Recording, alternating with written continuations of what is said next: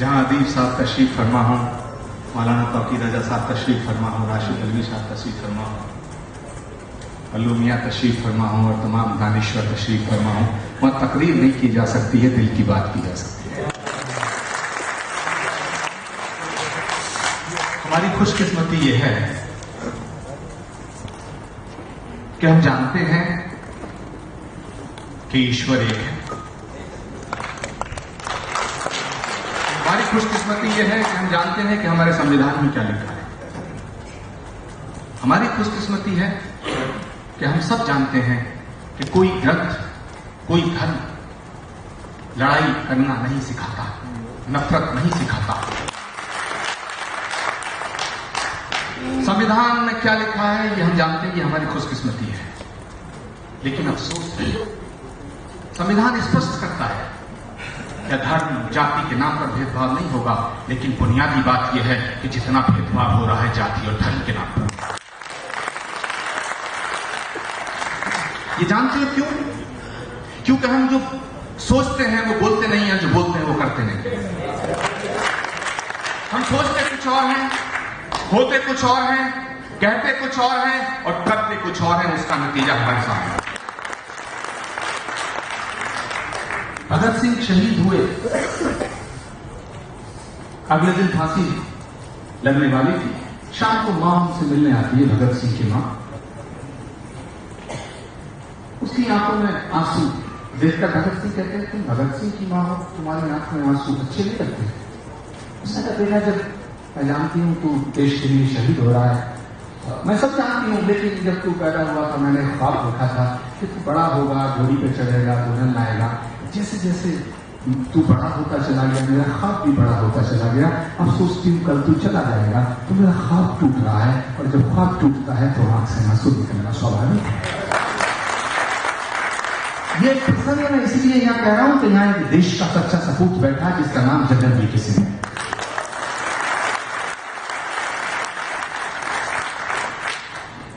भगत सिंह का जवाब इस सेमिनार से बड़ा मेल खाता है।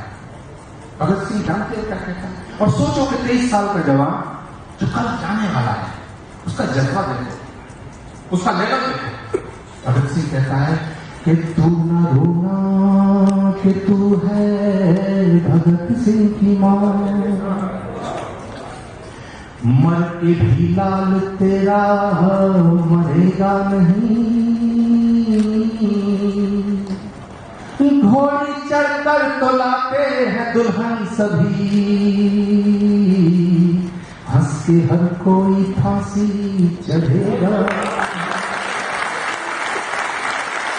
पर जब शहीदों मैसेज तो भगत सिंह एक देशभक्त का मैसेज देगा कि जब शहीदों की अर्थी उठे धूम से तो देश वालों तुम आंसू बहाना नहीं,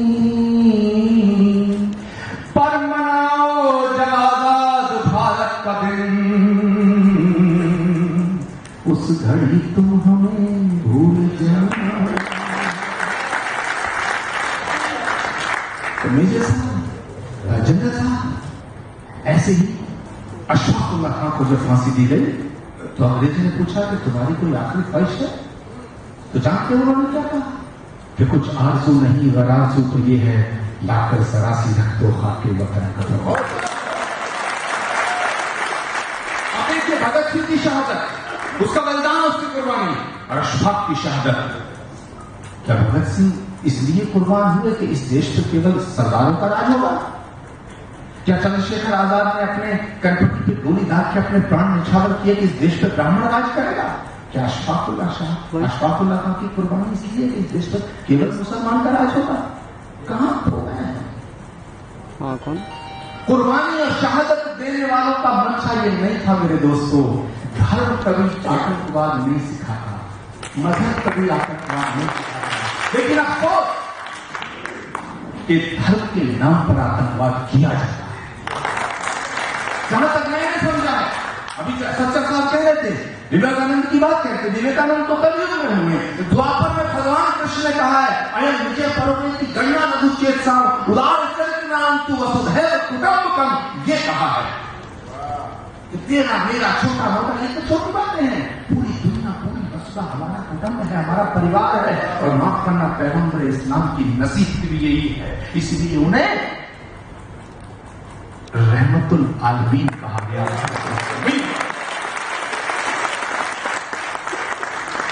जहां तक मैं समझता हूं, किसी प्यासे को पानी पिलाने का नाम है इस्लाम साहब, किसी भूखे को रोटी खिलाने का नाम इस्लाम है, किसी अंधे को रास्ता दिखाने का नाम इस्लाम है। हाथ में AK-47 लेकिन बेगुनाहों का खून बहाने का नाम इस्लाम नहीं। और अगर खून बहाने का नाम इस्लाम होता, नफरत फैलाने का नाम इस्लाम होता, जुल्म का नाम इस्लाम होता, तो माफ करना दुनिया में यजीदियत फैलती, इस्लाम ना फैलता। कि जो इस्लाम को जानते हैं, इस्लाम को मानते हैं, और जिनके कंधों पे दारो मदार है इस्लाम को बताने का, उसको फैलाने का, पैगंबर इस्लाम हुजूर सल्लल्लाहु अलैहि वसल्लम की नसीहत को घर घर पहुंचाने का, वो उसका इस्लाम भूलकर अपना इस्लाम फैलाना चाहते हैं। ये मुद्दा बड़ा एक अजीब दौर पे, एक अजीब मोड़ पे हम पहुंच रहे हैं।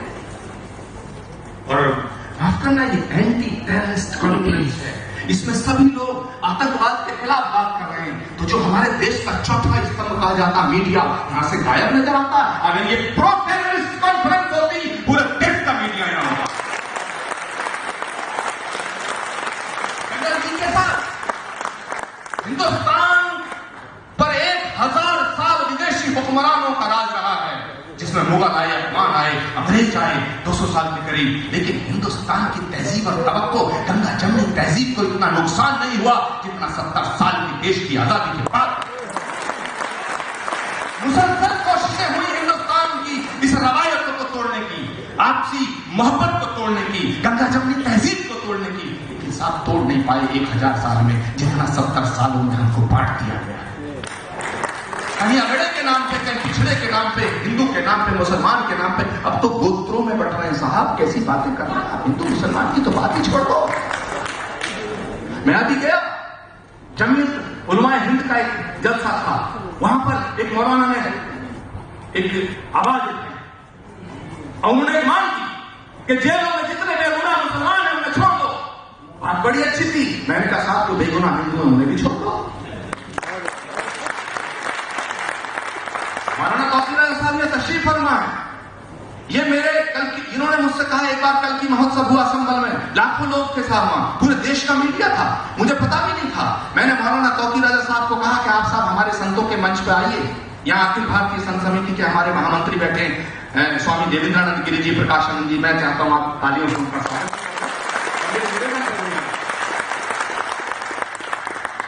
और मैं कहना चाहता हूं कि उनका ताल्लुक विश्व हिंदू परिषद से है, जिसका साक्षी महाराज का ताल्लुक है। मैंने उन्हें कहा कि बाना के तुम ये सोचते हो कि ये देश केवल तुम्हारा है, लेकिन माफ करना, राम को मर्यादा पुरुषोत्तम कहा गया है, मर्यादा हिंदू नहीं कहा गया है। ऐसे पैगंबर इस्लाम को रहमतुल मुसल्लिमीन नहीं कहा गया है, रहमतुल आलमीन कहा गया है। कमाल फारूकी साहब को मैं बहुत सुनता हूं, बड़ी बढ़िया बात करते हैं, लेकिन इस जनरल वीके सिंह साहब, आपने जो यमन में किया है, मैं समझता हूं इस देश का कोई नेता नहीं कर सकता। फौजी,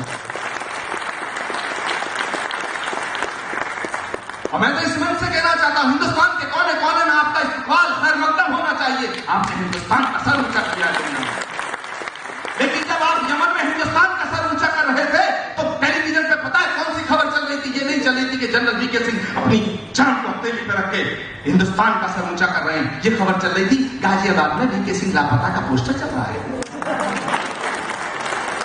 ये खबर चल रही थी। हम सब गुनाहगार हैं, और माफ करना, जस्टिस सच्चा साहब ये बैठे, हम अदब करते हैं उनका, हिंदुस्तान की खिदमत की उन्होंने, लेकिन अफसोस की बात है जब कोई सुप्रीम कोर्ट का जज कहता कि गांधी अंग्रेजों का एजेंट था, तो दुख होता है। दुख होता है। कहां आ गए हम? कितनी दीवारें हो गई इस एक घर के दरमियान, घर ही कहीं गुम हो गया, दीवार उतर गई।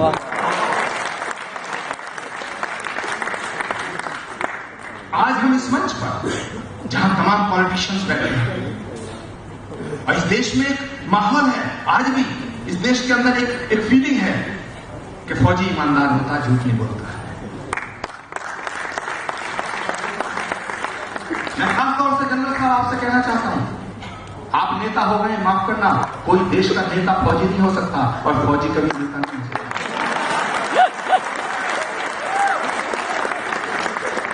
क्योंकि बुनियादी बात ऐसे ही आपकी कैबिनेट का हर मिनिस्टर जो है वो वीके सिंह नहीं हो सकता और हर साधु साक्षी महाराज नहीं हो सकता।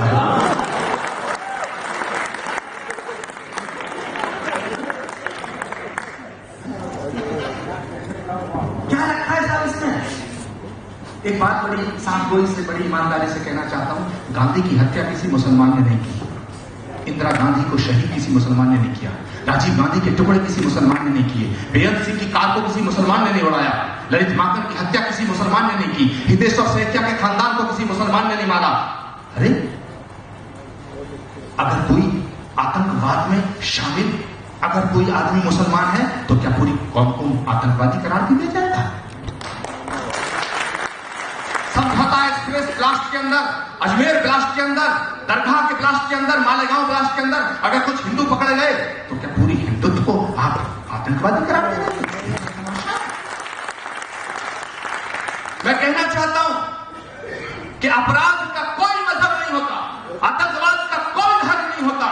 अगर आप सोचते हैं कि हिंदुस्तान में सारा हिंदू ही हिंदू और मुसलमानों को पाकिस्तान भेज दिया जाए तो माफ करना, पाकिस्तान में तो हिंदू का में मुसलमान है, फिर जुड़ रहे हैं। बुनियाद नहीं है, बुनियाद है हमारे ख्याल, हमारी आइडियोलॉजी, हमारी विचारधारा, हमारा स्वार्थ, ये लड़ाई की बुनियाद है। आज इस मंच से हम सब संकल्प लेंगे कि हम हिंदू मुसलमान बाद में हैं, पहले हिंदुस्तानी हैं।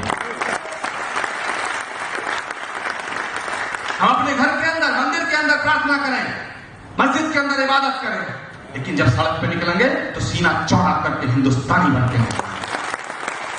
ये बात पक्की है। शहीद भगत सिंह की कुर्बानी को अगर हम याद रखेंगे तो अशफाक की कुर्बानी को नजरअंदाज नहीं किया जा सकता। अगर मेजर आशराम त्यागी के बलिदान को हम याद रखेंगे तो वीर अब्दुल हमीद की कुर्बानी को नजरअंदाज नहीं किया जा सकता। गंगा जितनी हिंदुओं की है उतनी मुसलमानों की है, राम जितना हिंदुओं के हैं उतना ही मुसलमानों के हैं, और पैगंबर इस्लाम जितना मुसलमानों के हैं उतना ही हमारे हैं। इस मुल्क की बुनियाद में गांधी का खून है साहब, अमर शहीदों का खून है, कितने लोगों का खून है, तब ये दिन देखने को मिला है। ये चंद फिरका परस्त लोग और राजनीतिक तमाम जितने भी राजनीतिक दल हैं, यहां सभी लोग बड़ी मोहब्बत के साथ, शिद्दत के साथ, खुलूस के साथ बैठे हैं। ये बड़ा अच्छा मंच है। मैं इस प्रोग्राम को ऑर्गेनाइज करने वाले इन संस्था वालों के बच्चों को बहुत शुभकामनाएं, शुभाशीष देता हूं। ये पहली बार मैं देख रहा हूं कि राशिद अल्वी भी इस मंच पे है और जनरल वीके सिंह भी इस मंच पे है। अब किसकी पार्टी किस पर निशाना साधेगी भगवान जाने, ऊपर वाला खैर करे। वैसे सुना राशिद अली साहब कुछ खफा खफा से चल रहे हैं। मैं अपनी गुफ्तगू को, मेरे दिल की बात यह है कि ये बहुत खूबसूरत गुलदस्ता है साहब हमारा हिंदुस्तान, वो मोहब्बत की डोर से बंधा है। अगर ये डोर टूट गई तो ये गुलदस्ता बिखर जाए। अदीब साहब, मौलाना तौकीर रजा साहब, कमाल फारूकी साहब, लुमिया साहब, राशिद अली साहब, आप हम एक हैं, हमारा आंगन एक है, हमारा आंचल एक है, हमारी माहें एक है, हमारा खून एक है साहब, हमारा वतन, हमारी मिट्टी, हमारी धरती, हमारी नदियां, हमारे पहाड़, हमारी धरती और हमारा आसमान एक है, तो हम जुदा कैसे हो सकते हैं? कोई नहीं सकते। तेरा मेरा शीशे का घर, मैं भी सोचूं तू भी सोच, फिर दोनों के हाथ में पत्थर, मैं भी सोचूं तू भी सोच।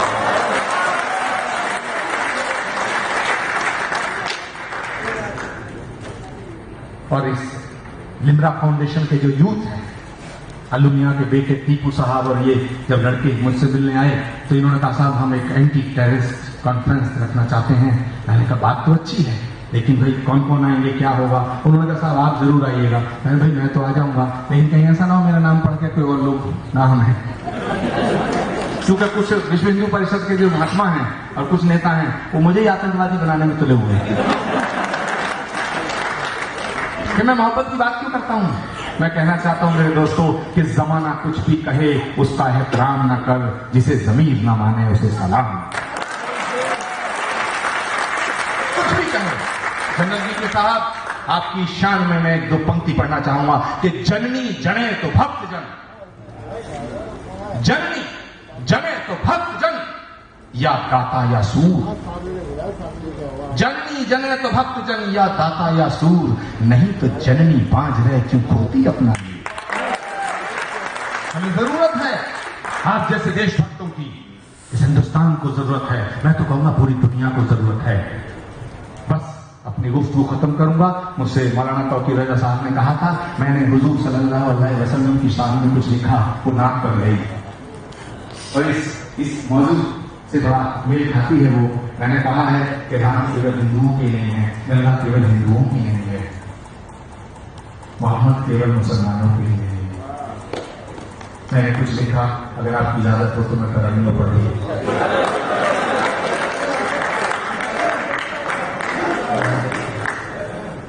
मेरे सीने की धड़कन है, मेरी आंखों के तारे हैं। और ये मैंने लिखा था, किसी ने लिखा मैंने पढ़ लिया, ऐसा नहीं है। और मैं स्वामी देवीदानंद जी बैठे हमारी अखिल भारतीय सत्य समिति के महामंत्री हैं, हो सकता पत्र जारी करना कर लीजिए, क्योंकि फंसते इधर ही नहीं है साहब, इधर भी है, उधर थोड़ा बाहर है, इधर अंदर है। अभी साहब मेरा बात समझ रहे कि मेरे सीने की धड़कन है, मेरी आंखों के तारे हैं, सहारा बेसहारों का खुदा के वो दुलारे हैं, सहारा बेसहारों का खुदा के वो दुलारे हैं। समझकर तुम फकत अपना उन्हें तकसीम न करना, समझकर तुम फकत अपना उन्हें तकसीम न करना। नबी जितने तुम्हारे हैं, नबी उतने हमारे हैं, नबी जितने तुम्हारे हैं, नबी उतने हमारे हैं। मैंने साहब रसूल पाक का जब मैंने पढ़ा, मैं जाना कि जो औरत उन पे गंदगी फेंकती थी और वो जब 2-4 दिन नजर नहीं आई तो उसका हाल पूछने उसके घर चले गए। कितनी बड़ी बात है। तो उनकी नसीहत आज जो ये फिरका परस्त कुछ फैनेटिक लोग अपने तरह से उसका तर्जुमा कर रहे हैं, ये इस्लाम नहीं है, ये हिंदुत्व नहीं है कि साहब त्रिशूल लिया और सिनेमा हॉल में आग लगा दी। वैलेंटाइन डे पे 2 लड़के लड़कियां कहीं बैठे हुए हैं, उसकी तोड़फोड़ कर दी। ये हिंदुत्व थोड़ी है। हिंदुत्व साहब उदारता का नाम है, दया का नाम है, करुणा का नाम है, प्रेम का नाम है, त्याग का नाम है, साधना का नाम है, तपस्या का नाम है। इसलिए भगवान को दया निधान कहा गया, करुणा निधान कहा गया, दीन बंधु कहा गया। राजा दशरथ के पुत्र राम भगवान नहीं होते अगर शबरी के झूठे बेर न खाते। तो सबक तुमने मोहब्बत का हर एक इंसान को सिखलाया, हर एक इंसान को, केवल मुसलमानों को नहीं। सबक तुमने मोहब्बत का हर एक इंसान को सिखलाया, मुकद्दस रास्ता देकर दीन दुनिया में फैलाया। जो कहते हैं इस्लाम तलवार की नोक से आया ना साहब, जो सख्त चीज होती है वो सिकुड़ती है, फैलता तो वह जो लचीला होता है। सबक तुमने मोहब्बत का हर एक इंसान को सिखलाया, मुकद्दस रास्ता देकर दीन दुनिया में फैलाया। तुम ही सागर, तुम ही दरिया, तुम ही कश्ती, तुम ही मल्ला, रसूल अल्लाह, रसूल अल्लाह, रसूल अल्लाह, रसूल अल्लाह।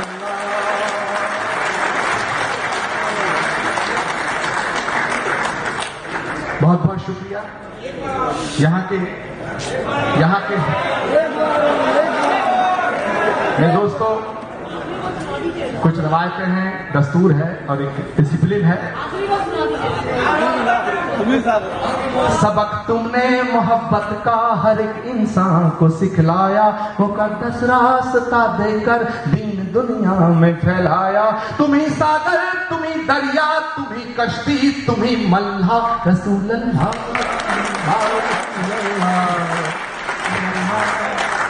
दोस्तों, अपनी गुफ्तगू खत्म करता हूं, अपनी बात खत्म करता हूं, और मेरे दिल में जो बातें थी मैंने दिल खोल के बेखौफ होकर के बादब आपके सामने रखी।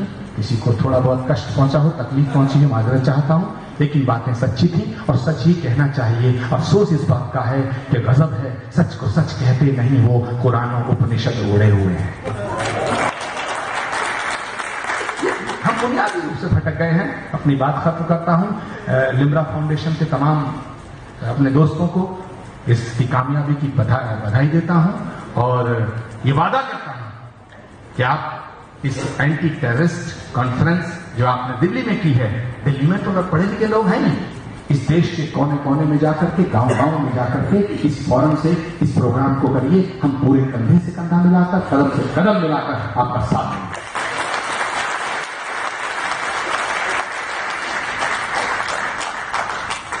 इधर मस्जिदें हैं, उधर हैं शिवालय, जहां मुतमईन हो वहीं सर झुका दे। खुदा हाफिज।